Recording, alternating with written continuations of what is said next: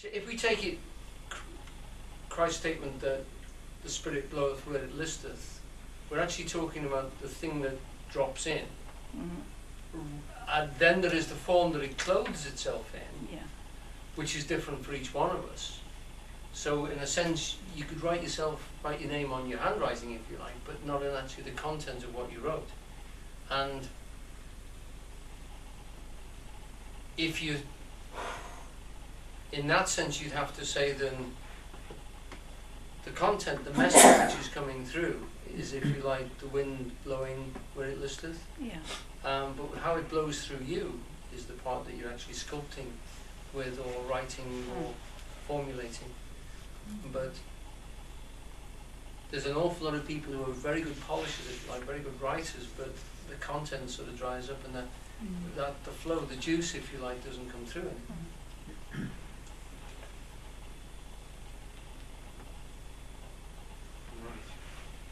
So you have to do both then, Alan? Simultaneously, if you can, yeah. But recognise all the time that it's all process, really. It's all process.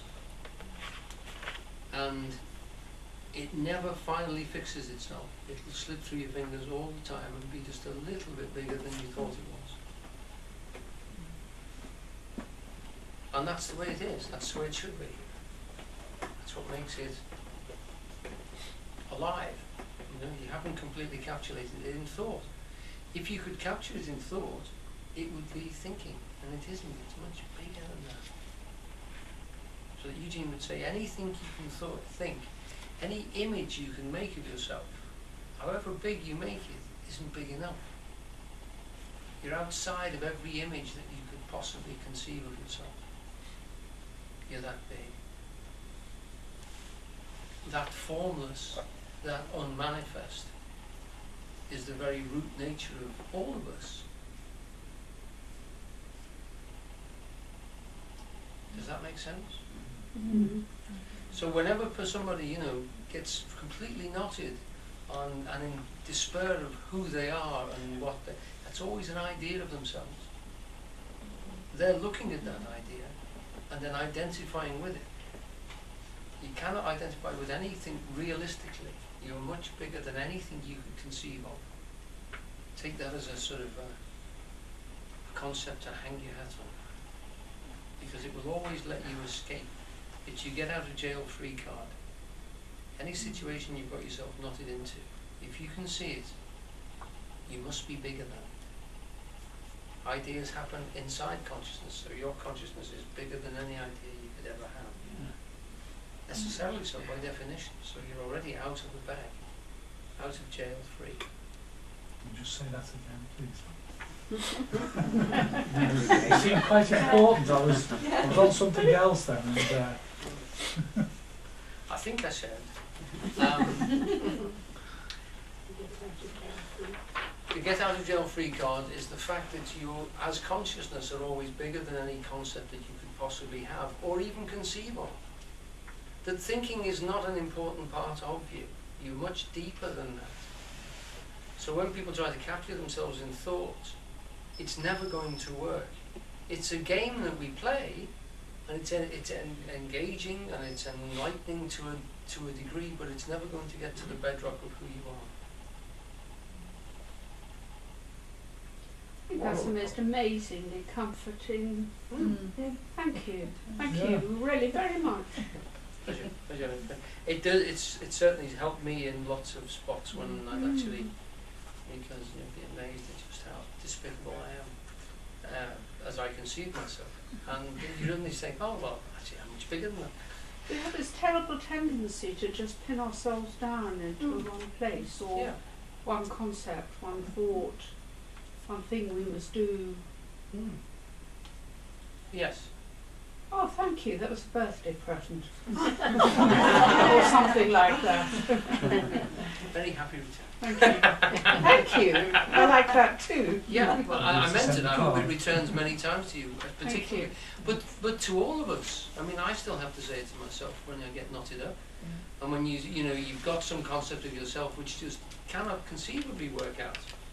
And you realise, God, knotted myself into another, gone down another cul-de-sac, you know, and here I am, and yeah, that's not working either.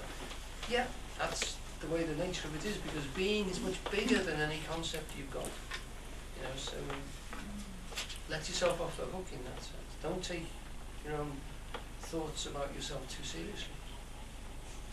They're engaging and they're good fun, and you know,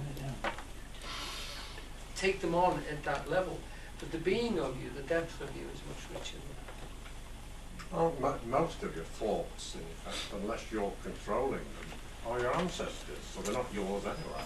Yeah, I mean, in terms of that, most of them are recordings. And if you see them as recordings, then it helps a great deal. And sometimes if you're very lucky and very concentrated, you can even hear the voices that they were actually recorded in. That's the way I see that. The processes, I mean, there must be, the ancestors must be written into this body as well, so it becomes even more complex into the way you stand and the way you walk, etc. But the get out of jail free card is always that consciousness again, which is bigger than it. And if you've seen it, then you can do something about it. You can always change in the next moment. Some poor souls can't see it yet and are literally locked in their concept of themselves. And to me, that is what ego is, and this is what Buddhism is totally about. The fact that you can literally tie yourself in a knot with your story and then give it to some poor soul sitting next to you on the bus. But you still can't get rid of it, can you? Even when you live this way. Do you think there's also a randomness about the way it all works? Because in the same way that genes can mutate. Yeah, but that randomness, when we look back on it, there seems to be a tremendous order. Oh yes. Yeah, I think it's ordered. It appears to be random. Yeah, and so your life does when you look back on it, doesn't it? There is an order. Yeah. But I think, I have a feeling that if we can relax sufficiently, yeah, then things can happen that. Yes. It's relaxing, which is difficult. Long as you don't go to sleep. We have to practice it. Yeah. I think we have to pull back. We have to pull back and look at the bigger picture, don't we?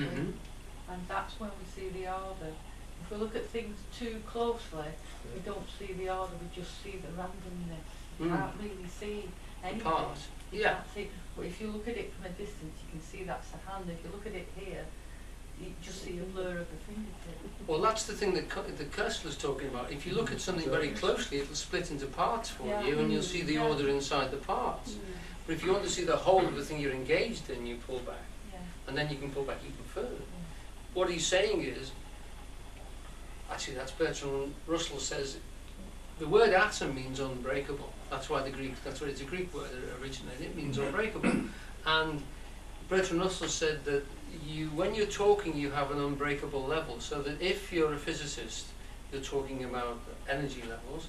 If you're a chemist, you take atoms as being your basic, your atom.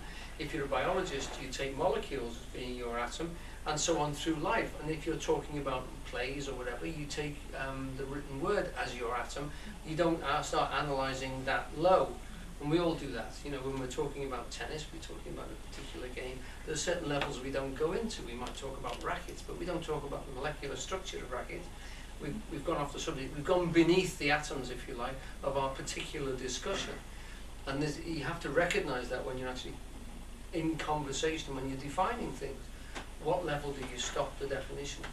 Because, of course, human interaction goes right down to the roots of the molecule, into the atoms and the energy now. We're looking at string theories of vibrating energy, and right out into the cosmos. I mean, we've got another rocket out there sending back pictures now, and it's finding thousands and millions of more galaxies. So there doesn't seem to be an end either in the very big or the very small. Wherever we look, it gets smaller and smaller. It keeps breaking down into bits. The system of order is parts make wholes, and wholes are always parts of bigger wholes that are bigger. So the Russian dolls again all the time, and there's no ultimately big one and there's no ultimately small one.